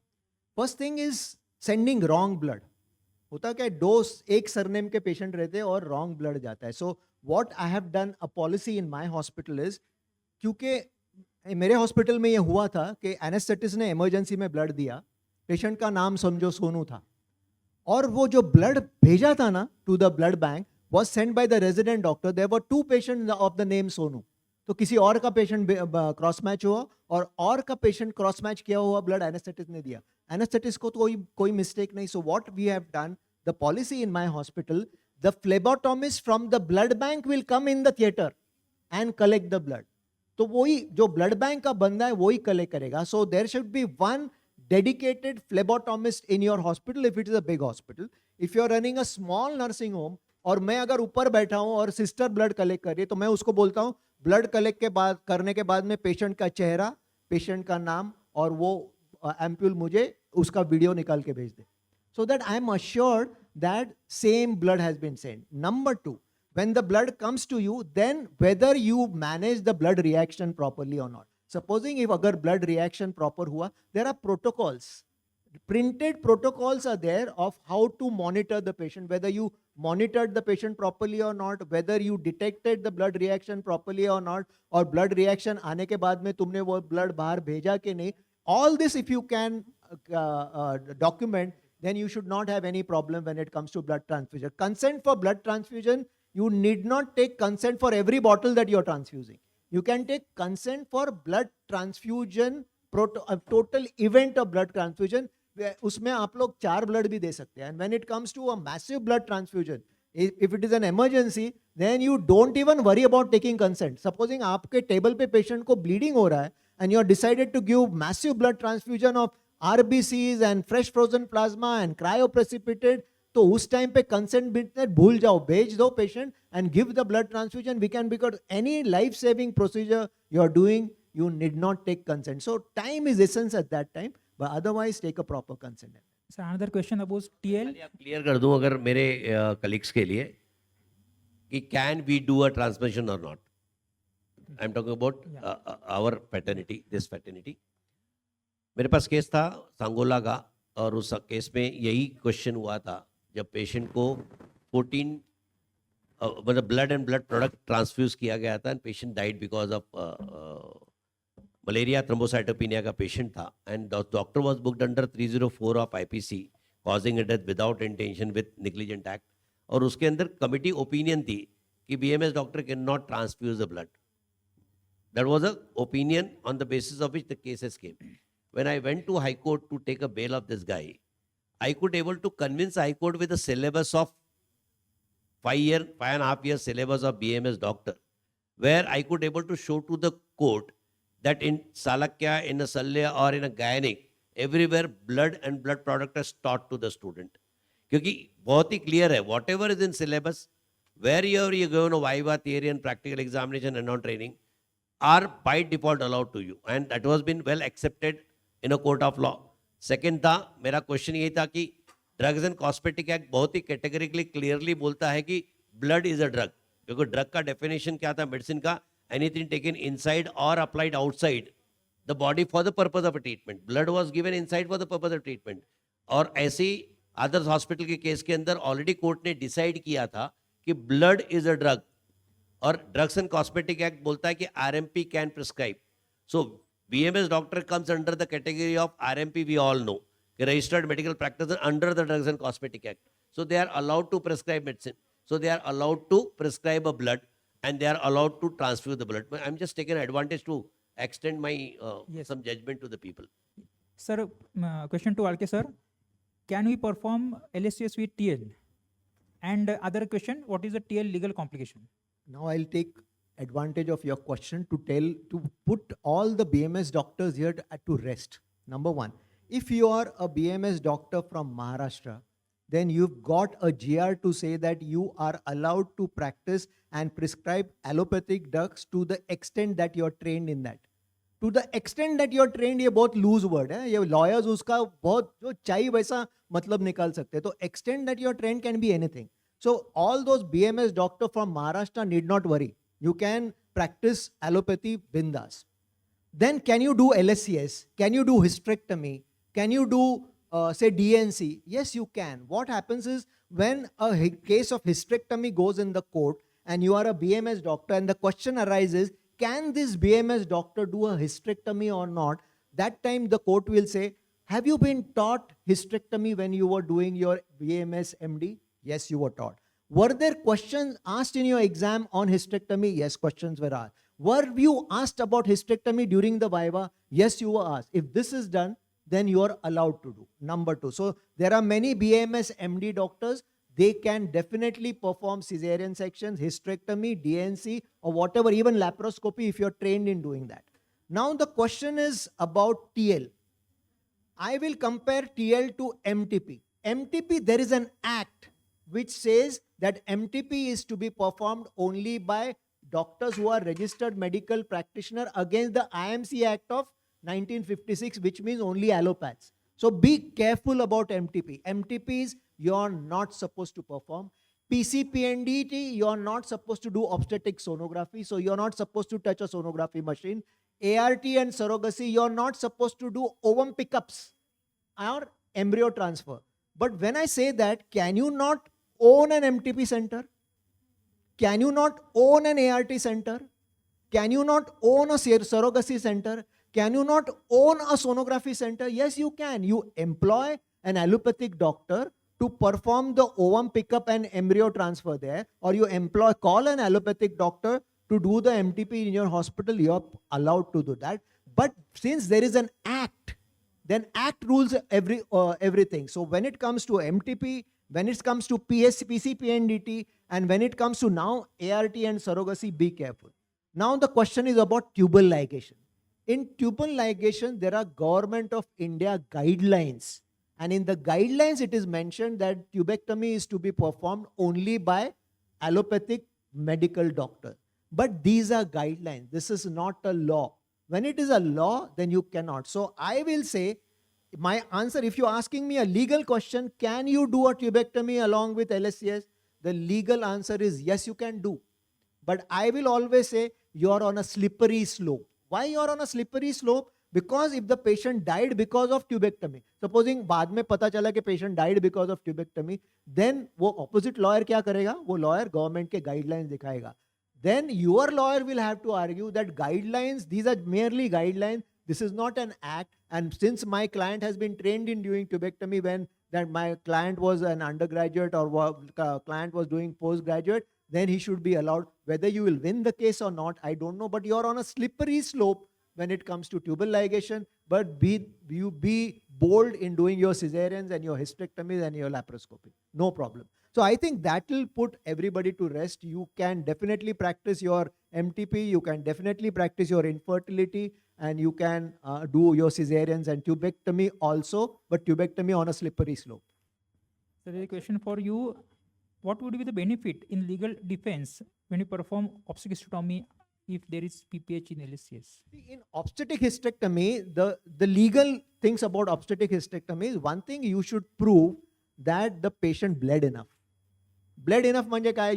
The definition says that she bled more than 1.5 liters of blood. Because in cesarean, they bleed about 900 to 1 liter, but she bled more than 1.5 liters or more than one. Your document should show all that. Or she was bleeding more than 150 ml per hour. So if your document or your shock index was more than 1, wherein the pulse was very high and the BP was very low, if you can document that, then if you can document that all that was possible when it comes to medical treatment, which means you gave your carboprost, you gave your methogen, you gave your misoprost, everything was done. If your document mentions that, then if your document mentions that all that is possible to be done for devascularization, like uterine artery ligation, ovarian artery ligation, B-Lynch, or bilateral internal iliac artery ligation, whether you tried that, even despite trying all that, if the patient was still not recovering, then if you did a obstetric hysterectomy, even without consent, because this is life-saving situation, if you did an obstetric hysterectomy and if you can prove that during your postgraduate days you were trained in doing a hysterectomy, then you will have no problem. But while I am saying that, I also want to add one thing. When I said bilateral internal iliac artery, how many of you are trained in bilateral internal? Not many, right? So if you are operating on a patient and if you feel मुझे bilateral internal iliac artery ligation करने को आता नहीं है, अभी अगर मैं doctor बाल्के को फोन करूंगा उसको आने को आधा घंटा है, तब तक तो पेशेंट मर जाएगा. Go ahead and do a hysterectomy बिंदास. आप bilateral internal iliac artery ligation करो मत. Don't even try.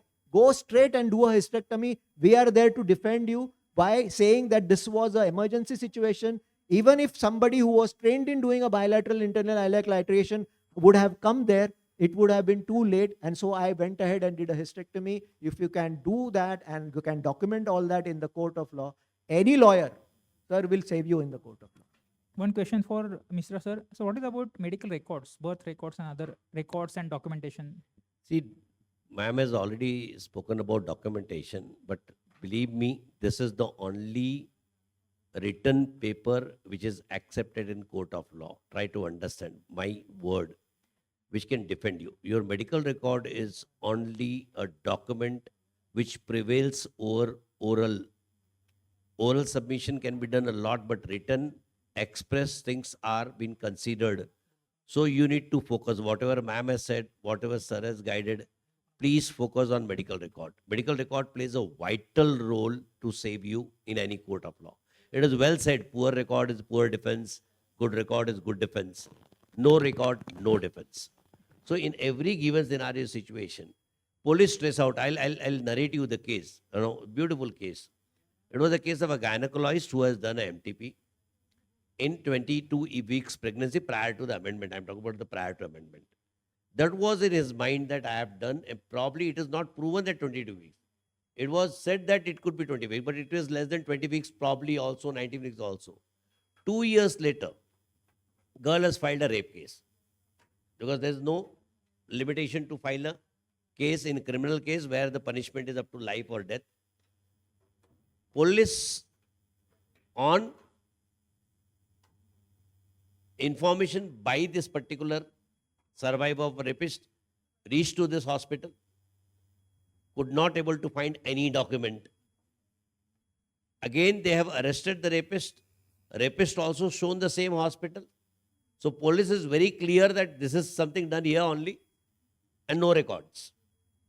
I still remember that day, almost 6 months, every fortnightly this doctor was called. Police wanted to reach. They have done sudden search, could not able to find. They have taken a statement of every single nurse there just to take a clue that this patient came. I know how I have handled that case and brought this doctor out, but not making a document is not going to save you everywhere, because somewhere police get traced and then wiping of evidence of a crime, 201 of IPC. I'm talking about 1st July before. 1st July later, lots of going to be changed the criminal law. So that is going to be. Second, I will narrate a very beautiful case of a honorable court who has decided the case. Dilip sir, this was a case of neurosurgeon who has done a LP in a patient. After death of the patient, because the patient died because of brain hernia or some other element, the claimant has not filed a case for medical negligence. He filed a case in a court for giving an inhuman treatment. The things have changed in the country. And he narrated the court when this procedure was done. I heard a painful crying voice of my sister. I ran to the procedure room. I found that 2 people were holding my sister and doctor was injecting something on her back. That was LP procedure. Doctor has defended himself, saying that this is not possible because I have given a local anesthesia. I follow a protocol, but when medical record was observed, there was no LA word was found. And it has gone against the doctor. So we many times do the things, but we don't document. And finally, one thing always remember, which is very commonly I found in various places in medical practice. The moment we become very senior, we many of the time take a decision on the basis of our experience, then the experience of our, or rather a study of our academic book. That has got two differences. What is mentioned in academic book is the proof to the court. But what is done by experience may not be safety to you. This is a corporate hospital case, sir, where patient was admitted for 2 months almost in road traffic accident, reached to the stage of multi-organ failure with septicemia. My team of doctors decided to give vancomycin injection, higher antibiotic, and they have instructed, and houseman has mentioned on IPD paper, vancomycin 2 grams 3 times a day for 7 days. That was the experience of my doctor. Patient died because of the element. The claimant had filed 1 crore compensation case only on the basis of one entry. And he has submitted to the court that maximum dose of vancomycin is 2 grams a day. And overdose of vancomycin causes nephrotoxicity and neurotoxicity. And according to him, 2 organs got failed because of this.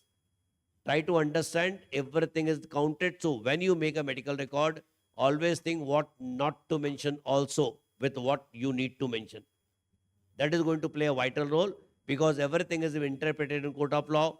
And believe me, my friend, I will request all my colleagues here, whenever you got time, go on internet, read the judgments.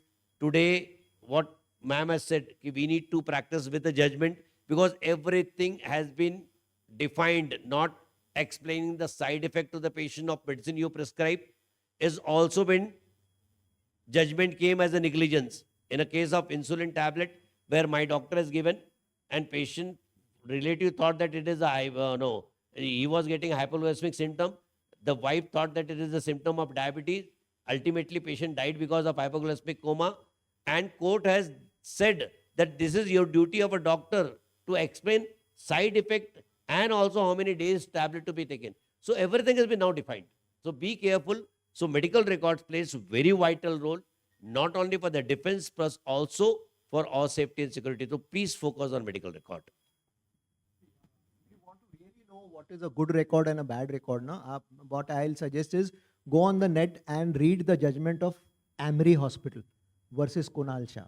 The Amri Hospital record is the bad record. The same patient was shifted to Bridge Candy Hospital. The bridge Candy hospital record is a good record. ये पूरा topic खत्म हो जाएगा. आप just जाओ और see about the record they mention and what record was maintained by Breach Candy hospital and you will realise what is a good record and bad record. And when it comes to record, I just wanted to, remembered this case when unmarried girls come to you for MTP. And sir ने बोला ना, एक patient ने बाद में बोला कि rape हो गया. Now supposing an unmarried couple comes to you, unmarried girl comes to you with her boyfriend, and she comes to you for MTP, you called an allopathic doctor and you did an MTP, और 4 साल के बाद में ये बोलती है कि इसने मुझे रेप किया था और ये डॉक्टर ने और इसने मिलके मेरे ऊपर MTP किया था. अब क्या करेंगे आप? You will have to go in the court. इनको पैसे देने पड़ेंगे और ये तो चार्ज कितने करते पता नहीं. But then you will have to shell out money for that, no? So one simple thing to avoid going to him is write on the paper, this particular pregnancy is out of consensual sex, and take a signature there.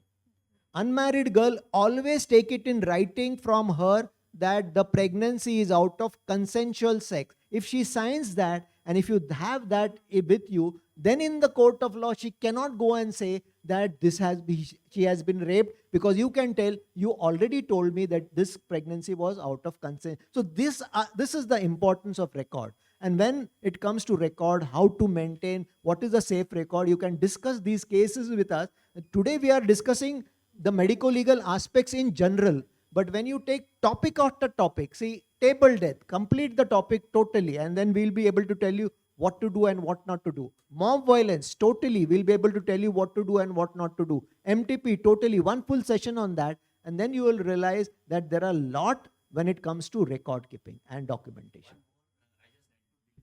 Because I have got a live case of my gynecologist getting trouble in that. This is the common thing in every hospital. Please try to train your paramedical staff, that you are completely dependent on paramedical staff to take consent or make a medical record. This is the commonest thing which I've found.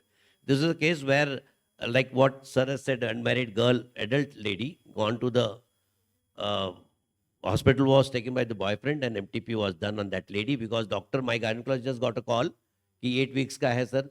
उन्होंने खाली इतनी पूछा, सब paper sign कर लिया है, document हो गया, बोला हो, आ गए, he has done because they are busy doctor. उन्होंने MTP किया, निकल गए. 3 दिन के बाद लड़के ने लड़की को शायद शादी करने को रिफ्यूज कर दिया, लड़की ने जाके केस किया और उसका सेम स्टेटमेंट. ऐसे कई केसेस आए, but I am just giving live example. ऐसे तो मेरे को रोज आ रहे हैं आज की तारीख में.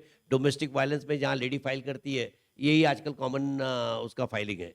उसने क्या बोला कि मेरा एविडेंस ऑफ क्राइम, बच्चू was aborted without my consent.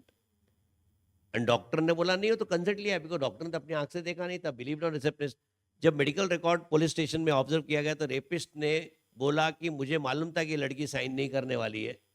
मैंने रिसेप्शनिस्ट से पेपर लिया, मैं थोड़े दूर गया और कुछ साइन मारा मैंने और मैं ना लाके दे दिया.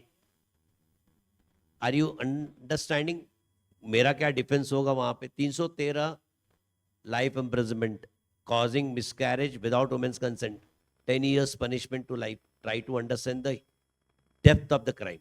मैं आपको जो बोल रहा हूँ, तो don't ever depend on paramedical staff for consent signature. मेरा तो सर एक टेक होम मैसेज है, मैं सभी डॉक्टरों को बोलता हूँ मेरा जाने के पहले कि take not more than a minute. जब आप ओटी में जाते हो, एक ही पेपर देखो, वो कंसेंट फॉर्म, और वो पेशेंट को जब तक एनेस्थीसिया नहीं दिया, आप खाली पूछ लो ये आपने साइन किया है क्या. नहीं किया है तो लो हाँ बोलती आगे बढ़ो, क्योंकि वो 1 मिनट ही लगता है आपको फिल नहीं दो. और हम तो फिल इन द ब्लैंक भरते नहीं. अभी आप बता रही थी केस लॉ, आपको लेटेस्ट जजमेंट में बता दूं, हम फिल इन द ब्लैंक नहीं भरते. उसके लिए सभी लोग के लिए वो वार्निंग है कि आज भी हम वही करते हैं. अपने हॉस्पिटल का जाके 5 पेपर उठा के देख लेना, आप समझ जाओगे मैं बता रहा हूँ. आरजी स्टोन का जो केस का जजमेंट आया मैडम अभी 2020 में, आरजी स्टोन को 10 लाख का पेनल्टी किस बात पे हुआ? खाली कंसेंट पे. और कोर्ट का ऑब्जर्वेशन में बताता हूँ, pre-printed consent form with a blank space and with a space of signing a signature of witness and patient is high-headedness of the hospital, is arbitrariness of the hospital. It is an unfair trade practice.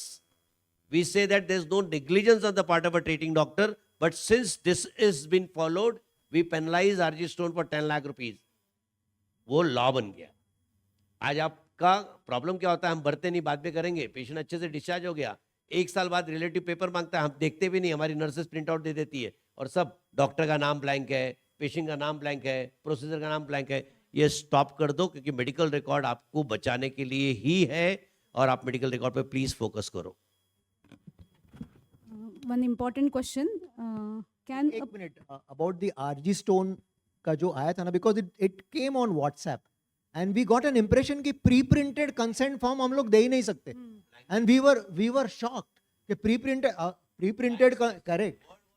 So we talked to Dr. Kantikar, who was the one who gave the judgment, and Kantikar is an orthopedic surgeon, and you know him well. So हम लोगों ने उनको पूछा कि आपने ऐसा judgment दिया ही कैसे? So he said, the judgment, I did not mean that pre-printed. I meant that the patient consent has to be patient specific and procedure specific, and all the blanks and वो जो बोलते हैं ना stroke, she, he, वो सारा आपने cut करके रखना चाहिए, and that's the reason why in our Foxy consents, our consent is not just one page consent. Our consent is, supposing if I am taking a consent of a hysterectomy, I give one information booklet on hysterectomy, and then I take an undertaking which is a consent. So the patient, and exactly what the Supreme Court has told us in the Samira Kohli versus Prabha Manchanda, where this court says that you have to tell the risk, you have to tell the alternatives, you have to tell the benefits. So सब कुछ हम लोग information में as per the headings that the court has asked us. So it will be a kind of a consent which is absolutely as per the Supreme Court requirement. आपको कुछ नहीं करना है, consent का topic खत्म कर दो. www.foxy.org यूनिफॉर्म फॉक्सी कंसेंट को डाउनलोड करो और कल से यूज करना शुरू करो. You will be taking good consent for your. I have gone through this uniform consents. It's beautifully written, and each surgery, 30 consents, 30 surgeries from done. Everything is there. Please download and follow that. Secondly, when I say that our consents are supposed to be real consent, supreme court क्या बोलता है? आपको सब risk बताना नहीं है, आपको सब कुछ रिमोट पॉसिबिलिटीज ऑफ आपने ये सर्जरी नहीं किया तो ये होगा, ये सारे रिस्क बताने नहीं है. But then Kantikar told me, in today's world of all this information you have to inform everything to the patient. So अगर पेशेंट आपके पास आई और बोली डॉक्टर मेरा कल हिस्टेक्टमी है, मेरे मरने के चांसेस कितने, तो आपने बोलने का कि you have got 0.01% chance of dying on table. Can you do that? You can not do that. So you please read the consent that we have drafted. We say आपको ये बोलना है बेटा तेरे chances of dying on table in case of hysterectomy in today's world is very very minimal, which means the same information you have given in a very positive language. For the consent that we have drafted, we have spent hours together on Zoom. We actually drafted the consent when it was COVID time, as to decide what the sentence should be and how it should be drafted. Because if you draft a sentence which is very intimidating, then the patient will not accept it. So we have been very careful in saying that when the complications such as pulmonary embolism, complications such as amniotic fluid embolism, bleeding during the case, injury to nearby organs, on all other things are rare but possible. So which means we have told the patient about everything. So you have to go and actually visit, and then we can discuss about it. Thank you, sir. I would like to ask Mishra, sir. Important question. Can a policeman come and arrest the doctor directly on basis of FIR by relatives? In any Answer case of is mishap? no. मैं आपको फिर से बोलता हूँ कि law is settled in our country. Unless, see, Honorable Supreme Court has given a judgment. I'm not talking about 1st July के बाद का scenario. I'm talking today. Honorable Supreme Court has said that unless, because medical science is the exact science, which is beyond knowledge of advocate, police authorities, or of complainant. Hence, any criminal offense need to be registered against the doctor. It must be sent to expert for their opinion. And we need to wait for opinion of expert for the purpose of same. Unless that come, police cannot do anything. तो table death पे भी arrest नहीं कर सकती. First thing. Second, मान लो opinion against में आ भी गया आपके, और पुलिस आपके ऊपर सेक्शन 304A ही लगाएगी, causing a death without intention with negligent, because आप क्वालिफाइड डॉक्टर हो, क्रॉस पैथी करोगे तो जाके 304 आएगा. अगर वो सिनारियो सिचुएशन है तो याद रखना it is a bailable offence. और हॉनरेबल सुप्रीम कोर्ट कई जजमेंट में दिया. अर्नेस का बहुत ही ब्यूटीफुल जजमेंट है जो 2013 के अमेंडमेंट के ऊपर बेस्ड है. CRPC में अमेंडमेंट हुआ था आप लोग के नॉलेज में नहीं है तो मैं आपको बता दूं कि अंडर ट्रायल से जब जेल भरने लग गई तो पार्लियामेंट ने सोचा कि कुछ करना चाहिए, तो उन्होंने एक बहुत ब्यूटीफुल अमेंडमेंट लाया था कि any section which has got punishment less than 7 years where arrest is not necessary, section 41 capital A insert किया गया कि issue a notice under 41A for the purpose of investigation, and if accused has followed that notice and gone for that, you need not have to arrest. बहुत ही beautiful judgement उसके ऊपर आ चुके हैं। तो जब 304A के अंदर बिलो 7 years का पनिशमेंट है और in case where arrest is not necessary word, तो ऐसे केसेस में बहुत जगहों पे मैंने ये यूटिलाइज किया, बहुत जगहों पे किया। मतलब क्रिटिकल केसेस में यहाँ पॉलिटिकल इन्वॉल्वमेंट भी है और पुलिस से ये मेरे को बोलती है कि सर पॉसिबल ही नहीं है, हमको करना ही होगा, हमको दिखाना है पॉलिटिशियन को, तो भी उनको सेफ गार्ड करने के लिए बोला, उनको तक का नॉलेज नहीं रहता। कई बार मैंने देखा है, मैंने उनसे 41A की नोटिस लिया है, मैं बोला आप सेफ गार्ड हो गए और मैं भी सेफ गार्ड हो गया। So in case of any scenario situation where qualified doctor is doing the things, arrest on the spot is not possible, they need to follow the procedure for the same. Crosspathy practice के लिए या फिर gross negligence के लिए, क्योंकि court क्या बोलता है कि ग्रॉस नेग्लिजेंस, अब मॉप अंदर छोड़ दिया है जहां तुमको ओपिनियन की जरूरत नहीं है, वहां कोर्ट ने यहां तक बोला है कि अगर पुलिस अथॉरिटीज गाइडलाइंस नहीं फॉलो करती तो कंटेम्प्ट पिटीशन आप फाइल कर सकते हो, तो you are safe in that scenario situation.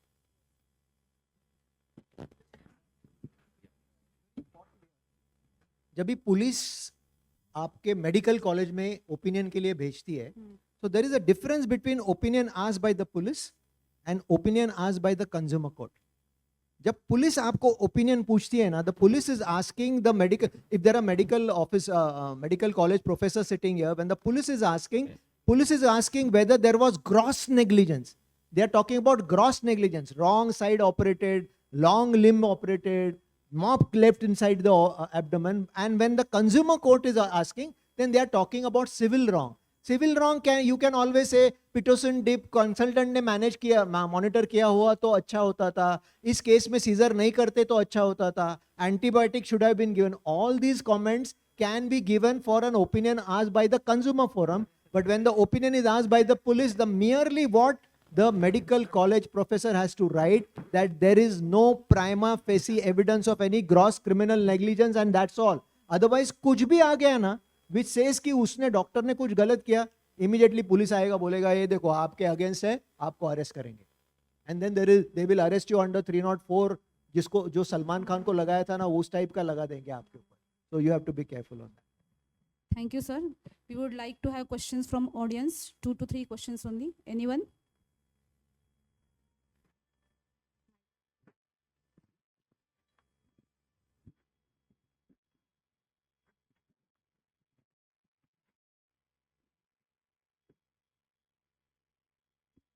Sir, in small nursing homes, many a times untrained staffs are working. So what the law says about untrained staffs? Professional indemnities now which are covering untrained staff. At least in Foxy we have got an indemnity insurance which is covering untrained staff also. So if there is another I have I'll tell you, doctor is legal. Doctor से नीमा has typed up. तो मैं आपको बता दूं दो चीज, untrained के लिए जब बात किया तो मैं आपको बता दूं, मेरे सारे नर्सिंग होम ओनर फ्रेंड से मेरा रिक्वेस्ट है कि 2021 में नर्सिंग होम एक्ट के अंदर में रूल्स अमेंड हुए थे, फ्रेम हुए थे, प्लीज उसको रीड कर लीजिएगा, क्योंकि अब government is very inclined towards implementing that law.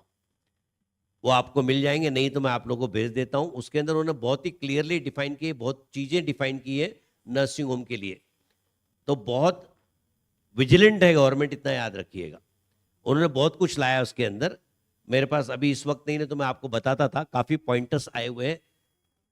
Second, जो क्वालिफाइड अनक्वालिफाइड स्टाफ के बारे में आपसे बात की गई है, तो क्वालिफाइड अनक्वालिफाइड स्टाफ आप जब रख रहे हैं तो क्वालिफाइड भी रहते हैं और अनक्वालिफाइड भी रहते हैं। आप उनको कौन सी टर्मिनोलॉजी देते हैं, ये हमारे लिए कोर्ट में इंपॉर्टेंट रोल प्ले करता है कि जब आप क्वालिफाइड रख रहे हो तो उसको टर्मिनोलॉजी क्या दिया है, अनक्वालिफाइड रखो तो आपने टर्मिनोलॉजी क्या दिया है उनके, क्योंकि जब कोई टर्मिनोलॉजी ऑलरेडी डिफाइंड अंडर होगी, लॉ के अंदर नर्स को मान लो डिफाइन किया है, और फिर अगर आपने उस तरह से कोर्ट के अंदर रिप्रेजेंटेशन किया तो वो अपोनेंट एडवोकेट वीक नहीं रहता, पहले का जमाना गया।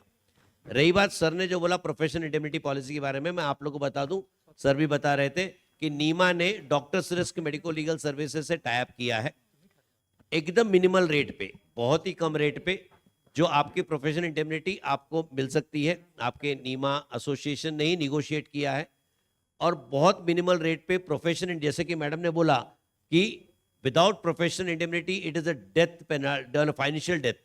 मेरा एक रिक्वेस्ट है सभी डॉक्टरों से, अगर आप नर्सिंग होम ओन करते हैं तो याद रखिए कई जजमेंट आ चुके हैं जहां अराउंड 90% लायबिलिटी नर्सिंग होम की है।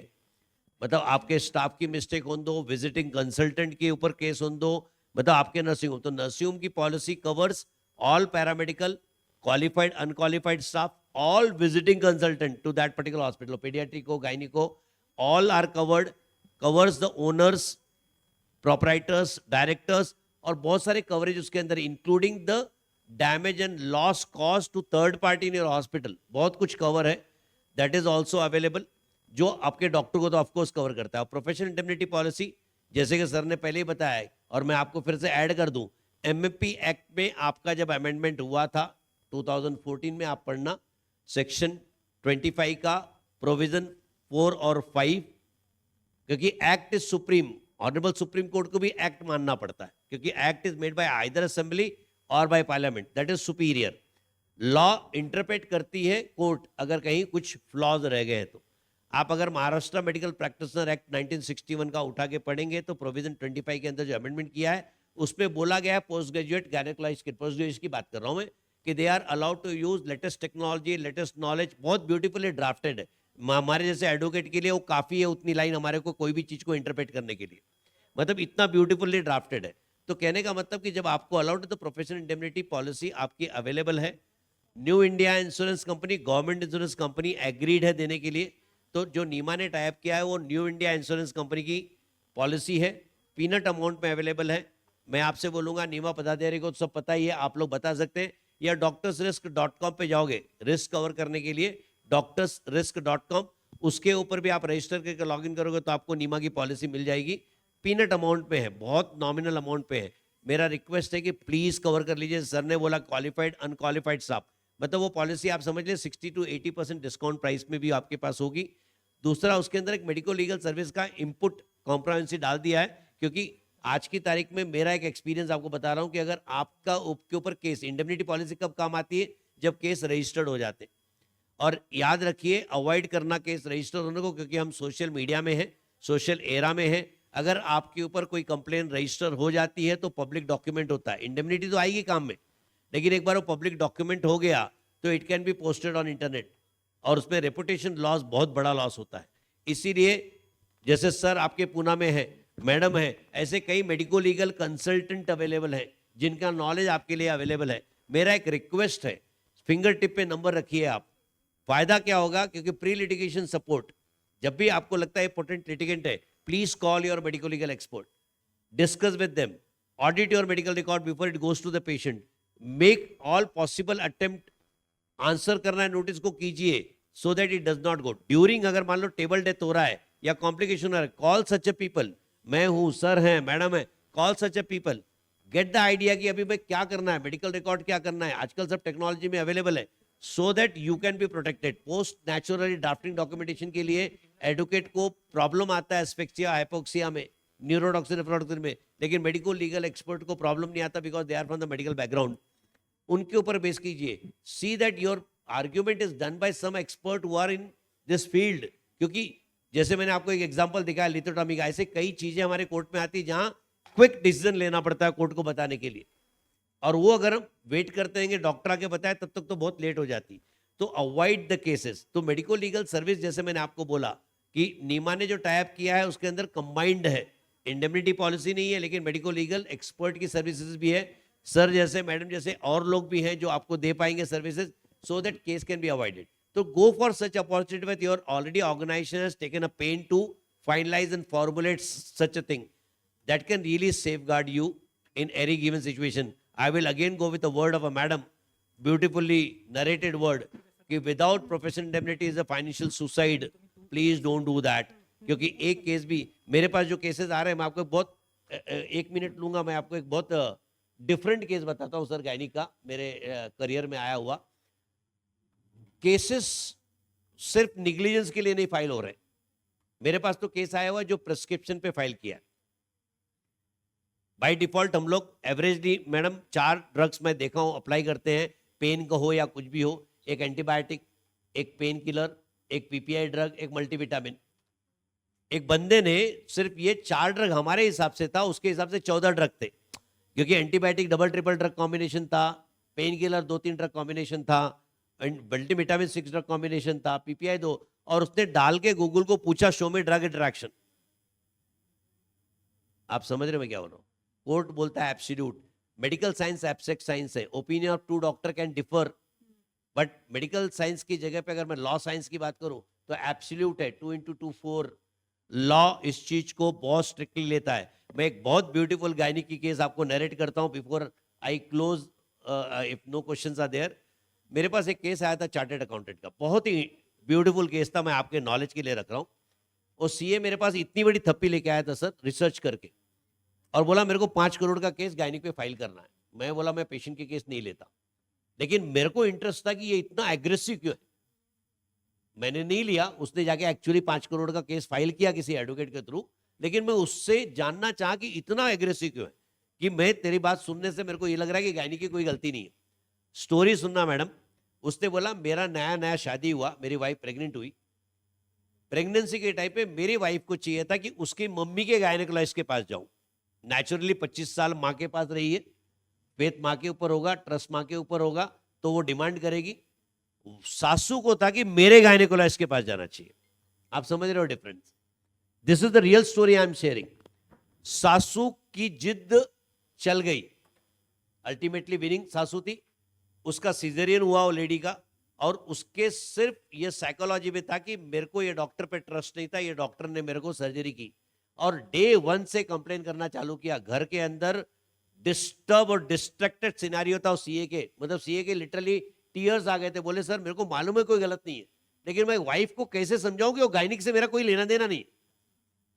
मतलब मेरे सासू की जो गायनिक है, मेरी मम्मी की गायनिक है, उसका मेरा कोई लेना देना नहीं है, और एवरी डे टॉर्चर, पेन से लेके हर चीज।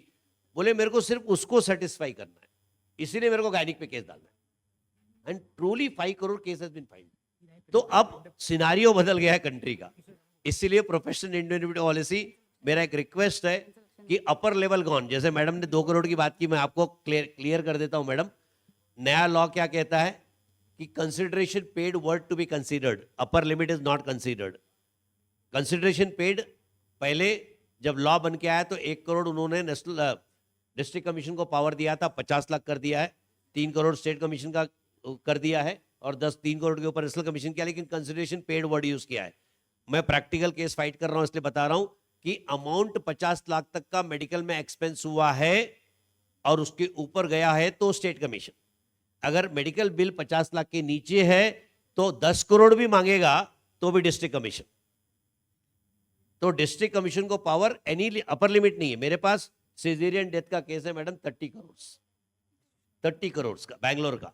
मेरे पास सिंपल इंजेक्शन ऑर्थोपेडिक के हाउस में नहीं दिया था, intramuscular injection leading to septicemia death 28 crores. I argued for one doctor, got a benefit to that. Doctor निकल गई थी, रेफरिंग डॉक्टर थी, केस चल रहा है। नेशनल कमीशन की बात कर रहा हूं। डिस्ट्रिक्ट कमीशन में 10 करोड़ के मेरे पास कई केस हैं, क्योंकि कई जजमेंट आ चुके हैं कि human life can not be compensated with any amount of money. आपके कंज्यूमर प्रोटेक्शन एक्ट में मेंटल एगोनी को इंजरी करके डिफाइन कर दिया है, आप पढ़ना एक्ट। तो अपर लिमिट गया कि मेंटल एगोनी करके 10 करोड़ लिख देते लोग, और डिस्ट्रिक्ट कमीशन एक्सेप्ट करता। मिलेगा उतना नहीं, लेकिन 10 करोड़ की नोटिस तो आपकी नींद हराम कर देगा। मिलना तो सिर्फ 10-20% के ऊपर नहीं जाता, लेकिन अब कोर्ट लिबरल हो गई है। दूसरा बहुत बड़ा बदलाव आ गया है, मेरे ध्यान से सुनना, मैं जो बोल रहा हूं। नया एक्ट क्या बोलता है? Complainant can file a complaint where he reside और वर्क फॉर गेन। आज मेरे पास बॉम्बे में ट्रीटमेंट लिया हुआ पेशेंट, बैंगलोर में केस किया हुआ मेरे पास केस चल रहा है, दिल्ली में लिया हुआ ट्रीटमेंट, केरला में जाके केस फाइल किया चल रहा है। अब बंदे के पास आधार कार्ड गांव का है, तो आपके पास अगर पेशेंट किसी भी स्टेट का है तो आप समझ लीजिए वहां केस फाइल कर सकता है। You need to have advocate across the country. अब अक्रॉस द कंट्री केस होना है, लॉ बन गया है, कुछ नहीं कर सकते हो। मेरे पास केसेस चलते, मैं आपको लाइवली बता रहा हूं। हाँ, आपके इंडेमनिटी पॉलिसी एक बहुत अच्छी चीज है, पीनट अमाउंट में है, वो आपके लीगल फीस कवर करती है। तो आपको डरने की जरूरत नहीं। अगर आपने 1 करोड़ रुपए की पॉलिसी निकाली है 8-10 हजार रुपए देके, तो आपका 1 करोड़ लीगल फीस भी कवर करेगा। तो कंट्री में कहीं भी एडवोकेट अपॉइंट हो दो, आपको उनकी फीस का डरना नहीं, इंश्योरेंस कंपनी भरने वाली है। आपकी insurance company latest technology cover कर रही है, ऑनलाइन कंसल्टेशन कर रही है, ऑफलाइन मतलब इंक्लूडिंग आपका कॉस्मेटिक कवर कर रही है। आपकी ये पॉलिसी कैशलेस बन के आई हुई है, 1:1 है, एनी नंबर ऑफ केसेस है। तो नीमा ने जो आपके साथ टाइप किया है, बहुत ही स्टडी करने के बाद बात किया है, जिसके अंदर हर चीज कवर्ड है, आपके लिए अवेलेबल है। आप बिल्कुल नीमा पदाधिकारियों से बात करके वो पता कर सकते हैं, गायनिक के लिए है, मैं आप लोगों को भेज दूंगा, या आप doctors.com पे जाके वो पॉलिसी ले सकते हैं। It is available which covers your qualified unqualified staff, but cover your hospital and cover your self, because it is going to be beautiful. हाँ, इंडिविजुअल है तो क्लिनिक कवर्ड हो जाएगी, सो नॉट टू वरी। उसके अंदर paramedical staff भी covered हो जाएगा, नॉट टू वरी। तो बहुत कुछ डिफाइन किया गया है पीनट अमाउंट में, so go for that. Thank you ma'am. Thank you very much, sir. We are concluding this session. To summarize, documentation is very important and communication with your patient is utmost important. So you should also have basic knowledge of medical legal aspects in your practice. Thank you all our dignitaries. Please give a round of applause for all our expertise in this session for their guidance. I would invite Dr. Musai sir to felicitate our dignitaries. Dr. Walke sir. Dr. Walke sir is having an emergency C-section, so he is in hurry.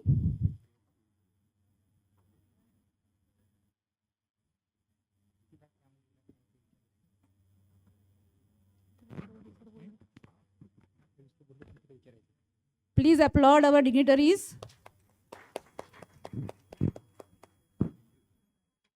Advocate Arun Mishra sir.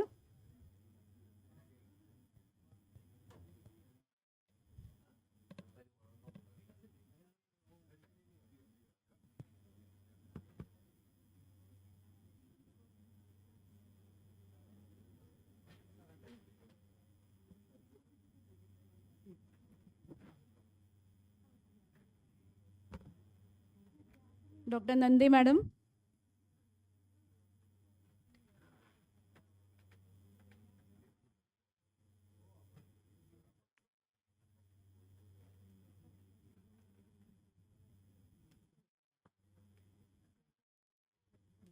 Thank you, sir. Thank you, madam, for this excellent panel discussion. I hand over the mic to Shaheen Sheikh.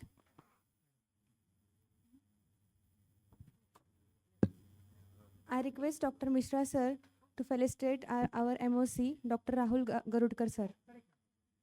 Mishra sir. Mishra sir. Felicitation.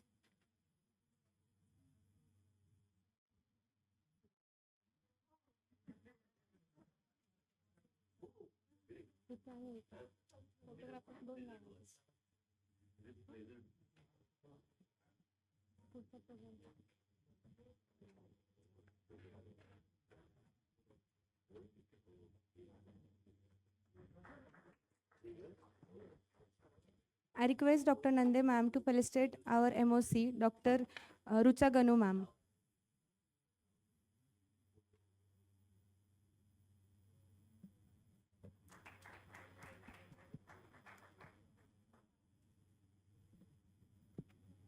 Now we'll move to next session, valedictory program.